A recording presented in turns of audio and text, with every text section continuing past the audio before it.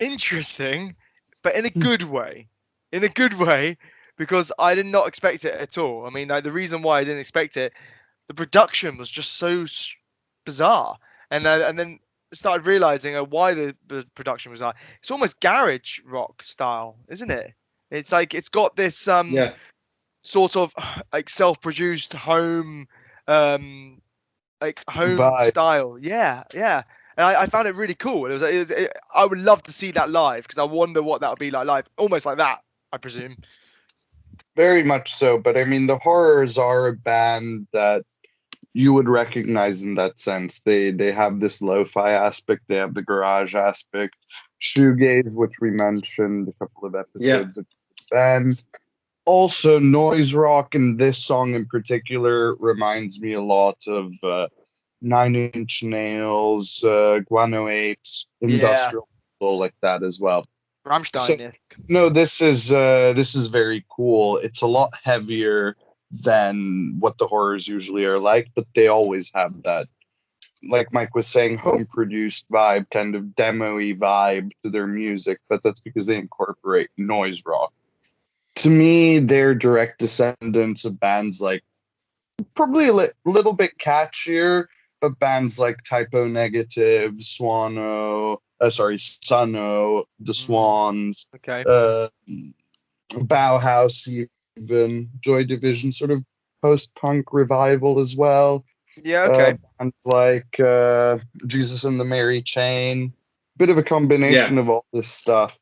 So it's really interesting, also because they're newer albums, but not, the ones that I listened to until 2011. So really the stuff that came out in the past couple of years is actually a lot catchier and a lot more Tame Impala vibey.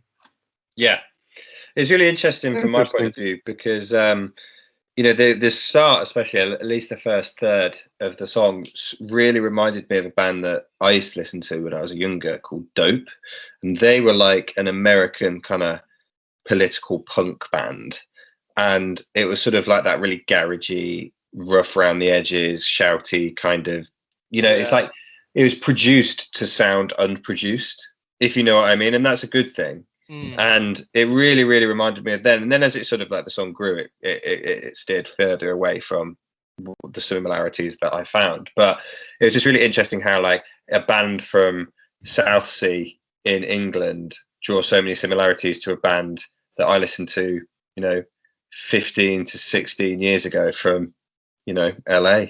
It's really interesting. Southend. I can't believe they're from Southend. I think it's Southend on Sea. I think they're from. Yeah, Southend. It is. Yeah. Essex, mate. Yeah. Interesting place. In other words, shithole. Interesting in the bad sense, not the good sense. No, but I want to also go back to like the beat itself. Like it's catchy, isn't it? It's like ba ba da da da da da da da da da da da da da da. It's like really cool, and I like the drums. The drums were like following that, like ba da dum ba da dum ba da dum bam bam bam bam ba da bum bum, and then stopped, and then bam bam back to it. And I found that really really cool. But yeah, no, I really like the heavy industrial sound, and it's one of those bands that I would love to see live because it'll be fun. It'll be really fun. Definitely. Fun. Yeah, a lot of fun. Yeah. 100%. I don't know if you get that vibe as well listening to the Horrors, or if you listen to any of their older stuff, but I always feel like this is music that could fit sort of in like a, I don't know, Fast and Furious film. Yeah, that's a good shout. High energy. Yeah, it has that sort of music towards film scores in that sense. It could fit into any sort of action movie. No, right? Like into a car chase scene or something like that, Yeah, no, you're right. You're completely right. I'm surprised no one's used it. Maybe someone has. Just don't really know. Well, I guess not this one yet. No, not this one. That'd be a quick film to throw out, wouldn't it? Jesus. Yeah. Maybe we should use it. We'll get my 15-year-old Volkswagen Polo and Mike's posh electric car, and we'll do a race scene to this music, and we'll see if it makes me losing look good because of the music. I think you'll definitely beat me in a race. To be fair, I've only really been probably driving for the last year because I moved out of London. So you'll probably end up beating me because you've been driving since you were 16. Actually, no. To be fair, out of all of us, Jacopo will win because he drives nice fast cars. You know, with his lovely little Ferraris or whatever he has at home. Jacopo's got a bit more experience in things over 1.2 litres and have more than 110 horsepower.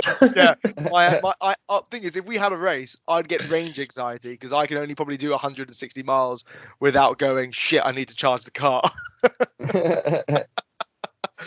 No, that's why you don't do any long distance race. Just do a drag race and you're fine. Mate, short drag race. There you go, sorted, done. Yeah, but no, you are the Italian job. Say it, sorted. Oh God.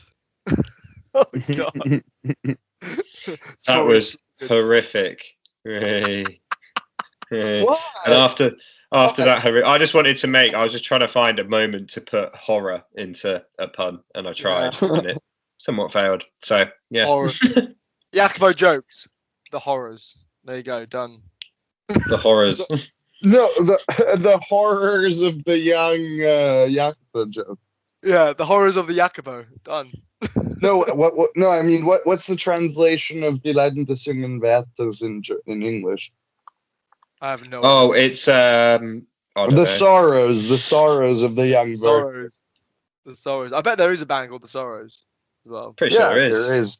No, but this is, of course, The Sorrows of the Young Werther is one of the most famous books by Johann Wolfgang von Goethe, who is probably the greatest German author of all time.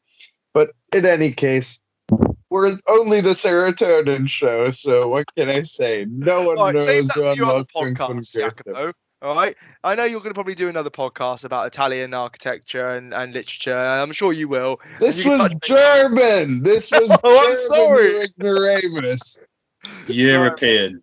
We left the. This is like not knowing Shakespeare. This is like not knowing Shakespeare. But yes, in any case. Who?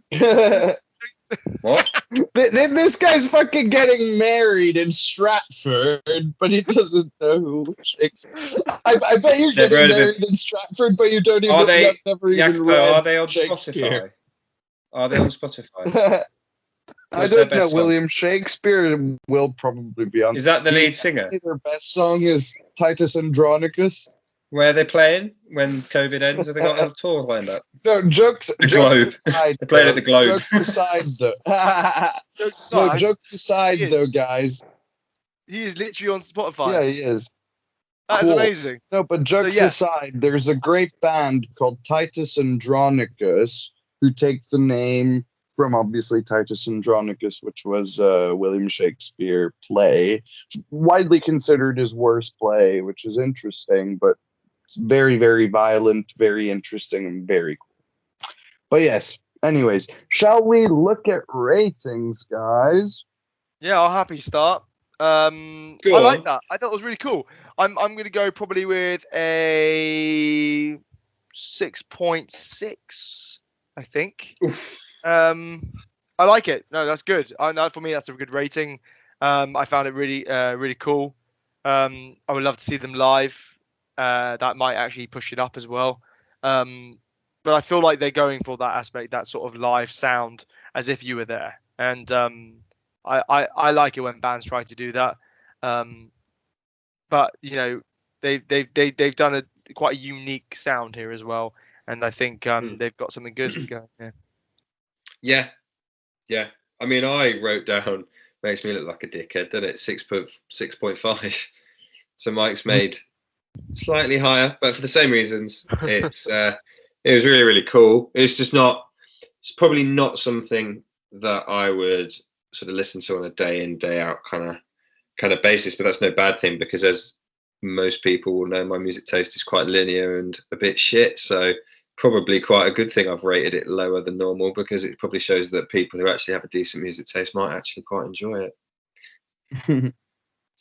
Yeah, that's interesting, which makes me feel like I have to rate it higher because otherwise I'll have a shit music taste, won't I? Since both of you rated it around that mark. No, I don't think it was shit at all. I was saying my music taste is just not that, is it? And for a song that isn't my music taste, that's a fucking good rating. I liked it. No, it's good. I think 6.5 also for me is fair. I enjoyed it. I look forward to listening to more of their new stuff and seeing how they evolved. This seems a lot heavier than their older stuff, than Skying and Primary Colors. Quite interesting. That was more lo-fi, kind of shoegazy. This is more into the industrial metal world. Doesn't seem anything transcendentally new, but I quite enjoyed it. So 6.5. Cool. Yeah, that's cool. Sounds good. Jacopo, thanks for introducing us to the Horrors. I mean, we didn't really know them before you introduced that track, so it was really cool. And if they do play in London, I would love to see them. And the Shakespeares. Yeah, definitely. Definitely the Shakespeares. Yeah, and can't wait to listen to them. Andronicus and Titus Andronicus. Sure. Is that the bassist from the Shakespeares? Good old Bill. Billy Shake. Fucking banders. You fucking banders. So you've got Billy as a frontman, and you've got Titus as the bassist. Who else you got? You got Romeo and Juliet. Love it. And we are called the Shakespeares. Oh my god. See, I feel like you guys are like two small rodents, and I need to come in with the Taming of the Shrew. Oh, Shakespeare puns. Is that their first album? Shakespeare puns. I think we should move swiftly on before this becomes an English lesson and go with the next song. I love that the only guy here who isn't English is teaching Shakespeare. All right, mate. Not all of us can have your private school education, okay? Except for Mike.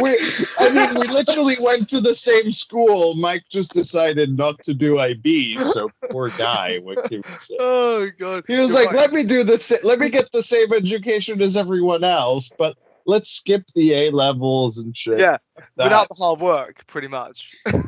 Yeah. Private school education, but fucked around in the meantime. Pretty much. I just drank the whole time, pretty much. Living the dream. I was. Anyway. Mike, I feel like this has become too belligerent between us in this episode. But... Yeah, should we just reset it now? Would you guys like to hear a different song? Because I've got A Midsummer Night's Dream by the Shakespeares lined up, ready to go. It's my last track. Brilliant. Oh, no, but really, I love that you even muted the fucking thing like we're actually listening to it. Guys, you're not listening? No, Cut. Well, actually, there is a song called Midsummer's Night Dream, isn't there? I think on here. I think there is. Hamlet, yeah, got lots on there. Anyway, no. What I was gonna say, great track, that Hamlet. Screamo section's wicked.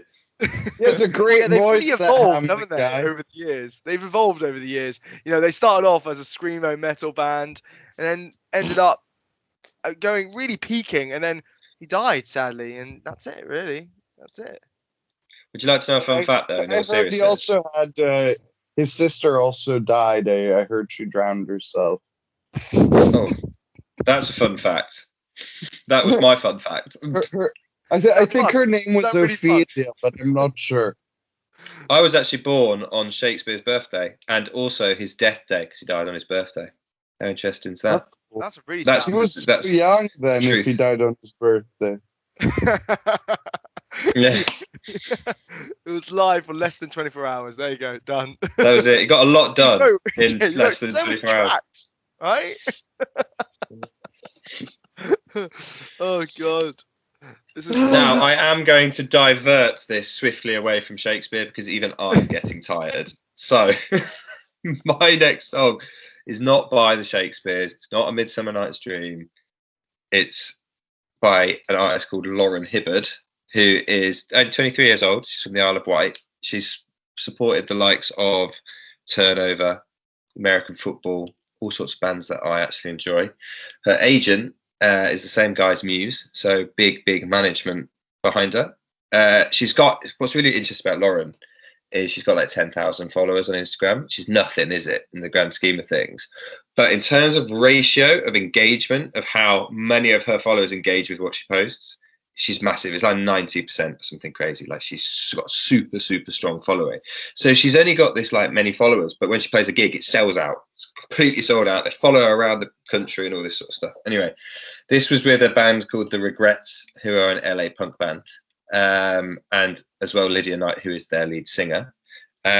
Don't really know where they fit into it because it's pretty much just Lauran singing. But there's also someone else on it, some guy called Bill Shakespeare. Not really sure who he is, but up and coming. And yeah, so this is How Am I Still Alive by Lauran Hibberd.